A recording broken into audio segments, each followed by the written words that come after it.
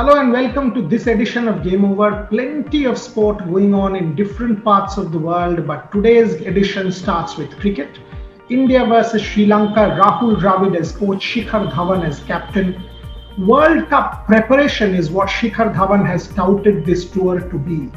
And if the start is anything to go by, Kuldeep Yadav and Yuzvendra Chahal really making the most of the opportunity of playing together as Ulcha and making a case. If they can get back among wickets like they did, it will help Indian cricket going forward because both of them were impressive in the Sri Lankan innings of 260 plus. Yes, Sri Lanka got their mojo back in the last 4 overs of the innings with Karunaratne 40 plus and Dushmantha Chamira some late order hitting, but the Indians will be relatively pleased with what they have done in the first 50 overs with Deepak Chahar picking 2, Kuldeep Yadav picking 2, Shikhar Dhawan some very good catches and some decent captaincy decisions as well. Yuzvendra Chahal first over, first ball wicket and another one towards the back end of the innings. So overall, not a bad performance from India, but 201 for 7. They might just feel they've allowed Sri Lanka to get away with 20 more runs.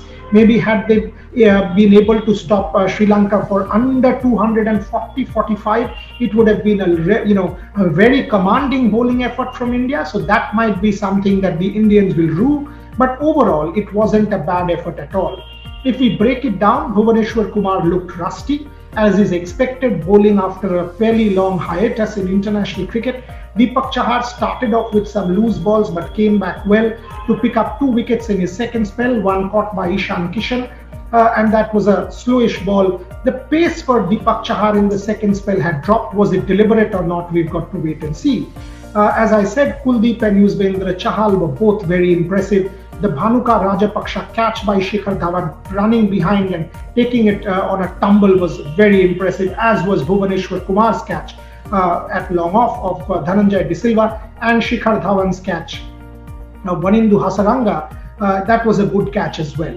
So overall, India should fancy their chances after a relatively good bowling effort. Moving on to India's batting, I'm very excited to see this batting order do what they do right through the series because Prithvi Shaw, Shikhar Dhawan, Manish Pandey, Surya Kumar Yadav, Ishan Kishan, Hardik Pandya, Krunal Pandya is a batting order with some tremendous amount of firepower. Make no mistake, this batting order will be able to chase things down, if they do not lose early wickets and if they are able to bat to potential. Looked a good batting deck, so we've got to see what India does. Coming to Olympic news, after the first COVID case in the Olympic village yesterday, 2 other athletes have tested positive for COVID in the village. Both of them have been named as the same, as from the same country at the same sport. Another athlete was tested positive while entering Japan. Now, some cases like this will happen, but the point is, as long as regular testing, trace, track, treat picks them up, I think we will have a decent enough games. Coming to the Indian side of the story, Indian contingent left Delhi to a lot of fanfare with the sports minister wishing them well. We have seen a lot of photographs and videos being put out on social media by the Indian contingent. We see the baddie players there, we see the table tennis players, the hockey team. The shooters have already reached from Croatia. So the Indian contingent, except the wrestlers who will go in batches, most of the Indians have already reached the Olympic village and they cleared immigration after expected procedural delays and they are now settled in the Olympic village. Fingers crossed, nothing untoward will happen with the Indian contingent. So that's the news that is emanating from Tokyo. The Indian shooters are getting ready for their first training. Question is how they will manage that period of quarantine and train without coming into contact with others. We've got to wait and see. But from the news that I've got, they are actually now getting ready to train, have their first training session in Tokyo.